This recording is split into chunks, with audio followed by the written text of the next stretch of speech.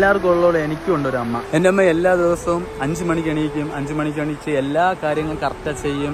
എനിക്ക് ചോറ് വെട്ടി വയ്ക്കും, അച്ഛന് ചോറ് വെട്ടി കൊടുക്കും, ചേച്ചി ഉണ്ട്, ചേച്ചിയുടെ കാര്യം നോക്കും, വീട്ടിലെ സർവ്വ കാര്യവും നോക്കും. എല്ലാം ഓക്കെ ആയിട്ട് അമ്മ കറക്റ്റ് 7:30 ജോലിക്ക് പോവുകയും ചെയ്യും. അതിനെക്കാട്ടിയും വലുതെന്ന് പറഞ്ഞാൽ ഭയങ്കര ഹാർഡ് വർക്കാണ്. ഹാർഡ് വർക്ക് എന്ന് പറഞ്ഞാൽ ഭയങ്കര ഹാർഡ് വർക്കാണ്. എപ്പോഴും എനി ടൈം ജോലിയാണ്.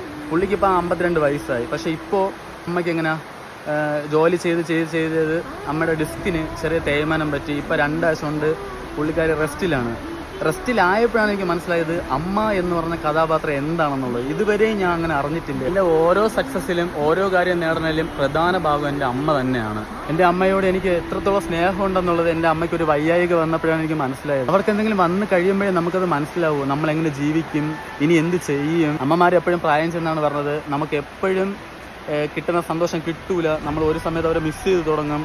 അപ്പോൾ എല്ലാവരുടെ ജീവിതത്തിലും അതുണ്ടാവുമെന്ന് നമുക്ക് ഉറപ്പുള്ളത് കൊണ്ട് മാക്സിമം നല്ല രീതിയിൽ അവരുടെ അടുത്ത് പെരുമാറുക, നല്ല രീതിയിൽ അവരെ നോക്കുക. എൻ്റെ ജീവിതത്തിലെ എല്ലാം എൻ്റെ അമ്മയാണ്. എൻ്റെ അമ്മ റിക്കവർ വരും. കാരണം എൻ്റെ പവറാണ് എൻ്റെ അമ്മ.